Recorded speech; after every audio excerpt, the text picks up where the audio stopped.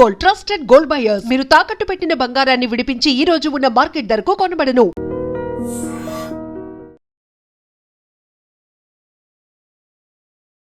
నమస్తే, welcome to I dream talking point with కవిత.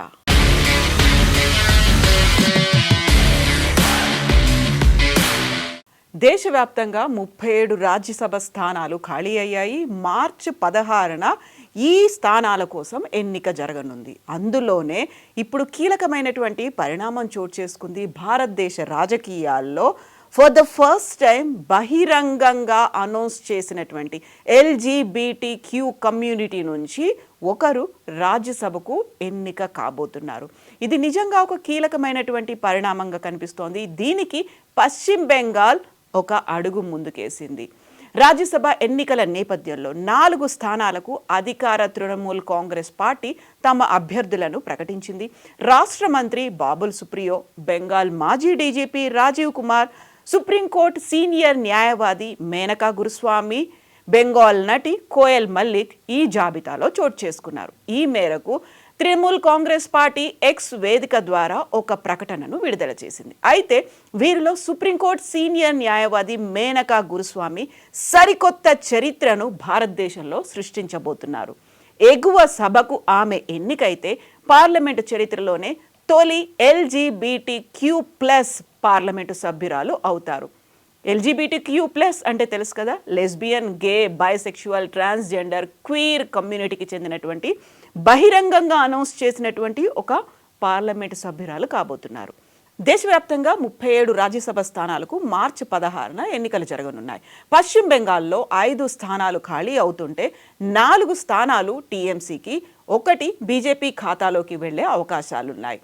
ఇక మేనకా గురుస్వామి జీవితం న్యాయపరమైనటువంటి ప్రతిభ, సామాజిక న్యాయం కోసం పోరాటం, అంతర్జాతీయ గుర్తింపులతో నిండి ఉంది. ఆమె రాజకీయ రంగంలోకి అడుగుపెట్టడం భారతదేశంలో సమానత్వానికి ఒక చారిత్రాత్మకమైనటువంటి మైలురాయిగా పలువురు విశ్లేషకులు చెబుతున్నారు. ఇప్పటికే LGBTQ కమ్యూనిటీ అంటే ఒక రకమైనటువంటి వివక్ష కూడా ఉంది. అటు సమాజంతో పాటుగా ఇటు కుటుంబంలో కూడా చిన్న చూపు అనేది కనిపిస్తోంది. కాబట్టి వారి కోసం పోరాటం చేసినటువంటి మేనకా గురుస్వామి ఇప్పుడు రాజ్యసభ మెంబర్ కాబోతున్నారు. ఒక్క అడుగు దూరంలో ఉన్నారు.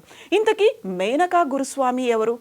సుప్రీంకోర్టు సీనియర్ న్యాయవాది అయిన మేనకా గురుస్వామి 2018లో చారిత్రాత్మకమైనటువంటి తీర్పు వెలువరించారు. LGBTQ కమ్యూనిటీకి సంబంధించి వారు ఏర్పరచుకున్నటువంటి బంధాలను నేరంగా పరిణమించేటువంటి ఒక సమాజం, దాంతోపాటుగా IPC సెక్షన్ 377ను కొట్టివేయడంలో కీలక పాత్ర పోషించినటువంటి న్యాయవాదుల్లో మేనకా కూడా ఒకరు.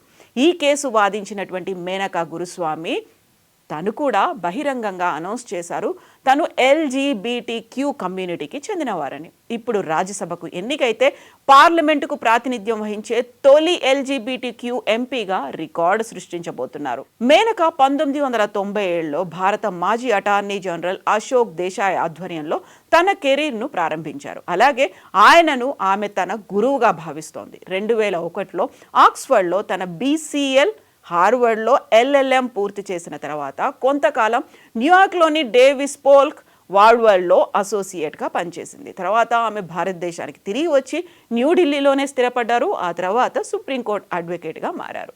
2019లో ఫారిన్ పాలసీ మ్యాగజైన్ 100 మంది అత్యంత ప్రతిభావంతులైనటువంటి గ్లోబల్ థింకర్స్ జాబితాలో తన పేరుంది. టైమ్ మ్యాగజైన్ 2019లో 100 మంది అత్యంత ప్రభావవంతమైనటువంటి వ్యక్తుల జాబితాలో కూడా చోటు దక్కించుకున్నారు. బెంగాల్లో ఇటీవల IPAC కార్యాలయాల్లో ఎన్ఫోర్స్మెంట్ డైరెక్టరేట్ సోదాలను సవాల్ చేస్తూ కోర్టు విచారణలో ఆమె TMC తరఫున వాదనలు కూడా వినిపించారు. ఈ కారణంగానే TMC అధ్యక్షురాలు మమతా బెనర్జీ ఆమెకు రాజ్యసభ స్థానం ఇచ్చినట్లుగా బెంగాల్ రాజకీయాల్లో చర్చ నడుస్తోంది. ఆక్స్ఫర్డ్ విశ్వవిద్యాలయంలోని రోడ్స్ హౌస్లో ఉన్నటువంటి మిల్నర్ హాల్లో ఆమె చిత్రపటాన్ని వేలాడతీశారు. అలా తను మొదటి భారతీయురాలు, 2వ మహిళగా మేనకా గురుస్వామి పేరు సంపాదించారు. జనవరి 16, 2019లో ఆమె పేరు Michelle Obama, Kofi Annan, Jeff Bezos వంటి ఇతర ప్రముఖ వ్యక్తులతో పాటు ఫారిన్ పాలసీ యొక్క 100 మంది గ్లోబల్ థింకర్స్ లిస్టులో మేనకా గురుస్వామి పేరు కూడా కనిపించింది. 2019 మార్చిలో అంతర్జాతీయ మహిళా దినోత్సవం సందర్భంగా గురుస్వామి హార్వర్డ్ లా స్కూల్ పోర్ట్రైట్ ఎగ్జిబిషన్లో మహిళలో స్ఫూర్తిదాయకమైనటువంటి మార్పుగా కూడా గౌరవించింది. 2019లో ఆమె టైమ్స్ జాబితాలో మార్కండేయ కట్జూతో పాటుగా ప్రపంచంలోని అత్యంత ప్రభావవంతమైనటువంటి 100 మంది వ్యక్తుల జాబితాలో చేర్చబడింది.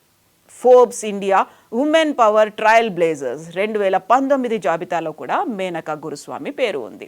ఇక మేనకా గురుస్వామి తండ్రి మోహన్ గురుస్వామి గతంలో బీజేపీ వ్యూహకర్తగా, కేంద్ర మాజీ మంత్రి యశ్వంత్ సిన్హాకు ప్రత్యేక సలహాదారుగా కూడా పనిచేశారు.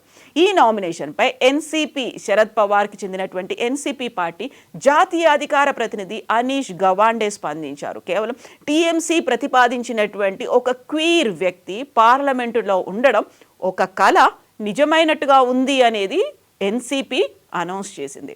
పశ్చిమ బెంగాల్లో ఖాళీ అవుతున్నటువంటి 5 రాజ్యసభ స్థానాలకు ఎన్నికలు జరుగుతున్నాయి. అక్కడ మొత్తంగా 294 మంది అసెంబ్లీ సభ్యులు ఉన్నారు. అక్కడున్నటువంటి సంఖ్యాబలం మెజారిటీ ప్రకారం టీఎంసీకి 4 స్థానాలు వస్తే బీజేపీకి 1 స్థానం సులభంగా గెలుచుకునే అవకాశం ఉంది. దీంతో మేనకా గురుస్వామి ఎన్నిక దాదాపు ఖాయమైనట్టే.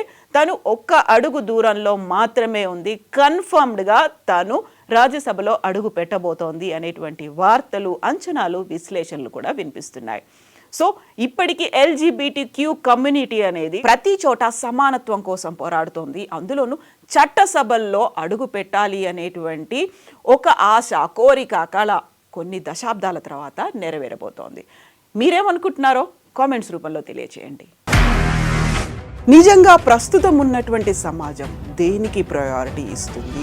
ఆర్థిక సంబంధాల చుట్టూ మాత్రమే తిరుగుతుంది. మళ్ళీ ఎన్నికలంగానే చాలా విరక్తి కలుగుతున్నాం. మంచి అనిపిస్తుంది కదా, లేడీస్ కూడా ఛాలెంజింగ్ జాబ్స్ చేసినప్పుడు చాలా బాగుంటుంది.